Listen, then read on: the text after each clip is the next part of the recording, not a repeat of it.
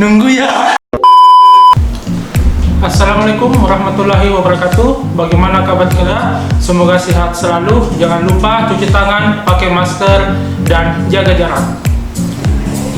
Pada video kali ini saya akan menjelaskan bagaimana cara menggunakan aplikasi Cbt dalam rangka pelaksanaan penilaian tengah semester di SMK Kartika 21 Makassar. Selamat menyaksikan.